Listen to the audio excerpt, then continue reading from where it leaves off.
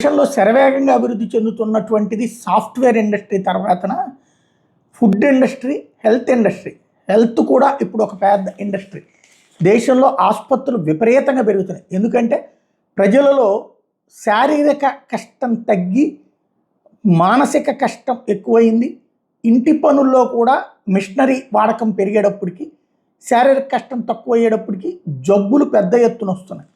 దాని ఇంపాక్ట్ ఆసుపత్రులు ఎక్కువ అవసరం అవుతున్నాయి. దానికి తోడు ప్రభుత్వ ఆసుపత్రులు నమ్మలేక ప్రైవేట్ ఆసుపత్రులను, కార్పొరేట్ ఆసుపత్రులను నమ్ముకుంటున్నారు జనం. దాని ఇంపాక్ట్ కనబడుతోంది.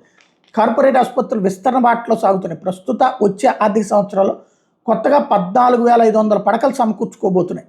కొత్త ఆసుపత్రుల ఏర్పాటు, యంత్ర పరికరాల కొనుగోలు, ఇతర అవసరాల కోసం మొత్తం మీద ఈ 32,000 కోట్ల పెట్టుబడి పెట్టే అవకాశం ఉందన్నటువంటిది తాజా అంచనాలు. రేటింగ్ సేవల సంస్థ ఇక్రా తాజా లెక్క ప్రకారం ఈ ఆర్థిక సంవత్సరంలో కార్పొరేట్ ఆసుపత్రుల పడకల వినియోగం ఆక్యుపెన్సీ 62 నుంచి 64% ఉంది.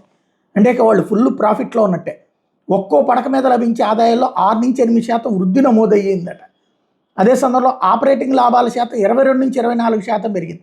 స్టాక్ మార్కెట్లో నమోదైన 11 కార్పొరేట్ ఆసుపత్రులు స్టాక్ మార్కెట్లో నమోదు కానీ 2 అతిపెద్ద ఆసుపత్రుల కార్యకలాపాలు విస్తరణ ప్రణాళికలను విశ్లేషించి రూపొందించిన నివేదిక ప్రకారం భారీగా పెరగబోతున్నాయి ఆసుపత్రులు.